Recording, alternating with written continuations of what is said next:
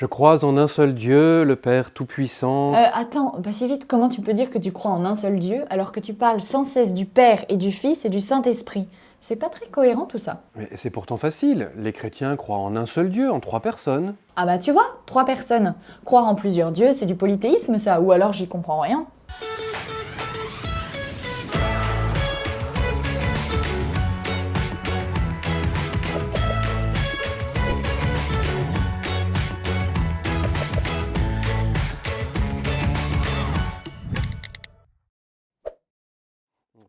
Pas du tout. La foi chrétienne est un monothéisme. Nous croyons en un seul Dieu. Nous recevons de la foi juive la confession d'un Dieu unique. Écoute, Israël. Le Seigneur notre Dieu est l'unique Seigneur. Nous devons comprendre cette unité à la lumière de l'enseignement de Jésus, qui nous révèle le Père et le Saint-Esprit. Nous reconnaissons un seul Dieu en 3 personnes. Ah ouais, j'ai déjà entendu ça. 1 plus 1 plus 1 égale 1. Bah c'est un peu zarbillant, et pour les maths d'ailleurs c'est carrément faux. Évidemment que c'est faux. Aucun chrétien ne dira jamais que 1 plus 1 plus 1 égale 1.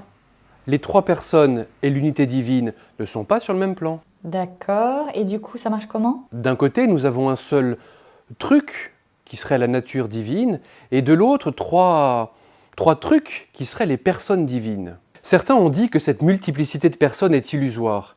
Dieu se montrerait sous divers modes, tantôt comme Père, tantôt comme Fils, tantôt comme Esprit. Mais au fond, ce ne serait qu'une manière de faire. Il n'y aurait pas réellement 3 personnes distinctes. Bah bien essayé, mais alors on rejette l'enseignement de Jésus qui se distingue nettement du Père et de l'Esprit Saint? D'autres, à l'inverse, ont dit qu'il y avait du coup une multiplicité de personnes divines, mais pour éviter de tomber dans le polythéisme, ont retenu que seul le Père est vraiment Dieu. Ainsi, le Fils et l'Esprit Saint seraient des super créatures, ou des demi-dieux. Belle tentative, mais là Jésus n'est plus Dieu et c'est contraire à ce qu'il dit. Ces difficultés ont occupé les théologiens pendant des centaines d'années, et il a fallu élaborer tout un vocabulaire conceptuel extrêmement précis pour essayer de dire ce que Dieu a progressivement révélé. Ainsi, on a parlé de substance, d'hypostase, de relation, de personne. Substance, hypostase, mais c'est quoi ce charabia? On parle de substance ou encore d'essence. Ces mots sont dérivés du verbe être. On parle aussi de nature. Tu te rappelles le dimanche à la messe pendant le credo? Il est de même nature que le Père. Cela désigne ce que Dieu est, l'être divin dans son unité. Quand nous professons la foi en un seul Dieu, nous confessons l'unité de la substance divine. On emploie le terme de personne ou d'hypostase pour désigner le Père, le Fils et le Saint-Esprit dans leur distinction réelle. C'est ainsi que le Père n'est ni le Fils ni l'Esprit Saint, que le Fils n'est ni l'Esprit Saint ni le Père, et que l'Esprit Saint n'est ni le Père ni le Fils. Enfin, le terme de relation désigne le fait que la distinction des personnes réside dans les relations qu'elles ont les unes aux autres. Attends, je commence à comprendre. Ça veut dire que le Père, par exemple, ne se définit que dans sa relation au Fils? Exactement. Mais n'allons pas trop vite en besogne. Oui, c'est vrai, t'as raison. Alors, prenons les choses dans le bon sens. Donc, si je suis bien, nous croyons en un seul Dieu. Exactement. Pas 3 dieux, mais un seul. La Trinité consubstantielle. Consubstantiel? Quand vous comprenez pas, vous dites « c'est pas faux ». Comme ça, vous passez pas pour un glandu. C'est ma botte secrète. Cela veut dire que chacune des personnes divines est la même substance, le même être. Chacune est Dieu tout entier et non pas un tiers de Dieu. Attends, je suis un peu perdue là. C'est normal, c'est le plus grand mystère de notre foi. Ça dépasse notre intelligence. Retiens simplement pour le moment que le Père est cela qu'est le Fils.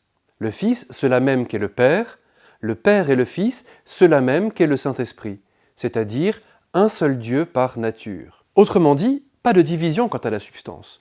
Un seul Dieu et pas 3 personnes qui s'additionnent. Ah, ok.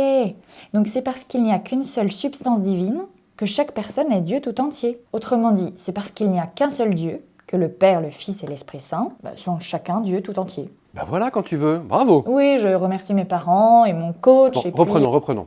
Il y a donc une seule substance divine et pourtant, les personnes sont réellement distinctes entre elles. Ce qu'il faut voir, c'est que leur distinction se comprend à partir de leur origine. Ouais, c'est pas faux. Qu'est-ce que tu comprends pas? Ben, c'est quoi les relations? Alors, avec ce mot, on veut dire que les personnes divines nous sont connues les unes en relation avec les autres. Le Fils est engendré par le Père. Donc le Père se distingue du Fils par la relation de paternité, et le Fils se distingue du Père par la relation de filiation. Le Saint-Esprit procède du Père et du Fils. Il se distingue du Père et du Fils par une relation de procession. Et le Père et le Fils se distinguent de l'Esprit Saint par une relation de spiration. Mais attends, ça fait 4. 4 relations, c'est pas un peu beaucoup puisqu'il n'y a que 3 personnes? Mais non, c'est juste ce qu'il faut pour connaître ce qui distingue les personnes divines. On parle de propriétés spécifiques à chacune des personnes. Ce qui distingue le Père, c'est sa relation avec le Fils, la propriété de paternité. Ce qui distingue le Fils, c'est sa relation au Père, c'est la propriété de filiation. Et pour l'Esprit Saint, c'est la propriété de procession. Ok, mais ça sert à quoi en fait? Tu vas voir. Faisons un pas de plus, si tu veux bien. Ces relations sont importantes parce qu'elles nous permettent de connaître les personnes divines comme des personnes. Saint Thomas d'Aquin a une formule limpide. C'est par sa relation que le Fils est une personne subsistante, car sa relation, c'est sa personnalité. Autrement dit, les propriétés de paternité, de filiation et de procession distinguent et constituent les personnes divines, le Père, le Fils et le Saint-Esprit. Ok, donc si j'ai bien compris, ça signifie qu'au sein de l'unique réalité ou substance divine, grâce à la révélation, on distingue des personnes qui ne multiplient ou ne divisent pas la divinité. Bravo, c'est exactement cela. Et les personnes divines nous sont connues par les relations qu'elles ont entre elles. Tu vois que la foi chrétienne confesse bien un seul Dieu en 3 personnes consubstantielles. C'est un monothéisme trinitaire. Et c'est pourquoi nous disons au nom, au singulier, du Père et du Fils et du Saint-Esprit. Amen!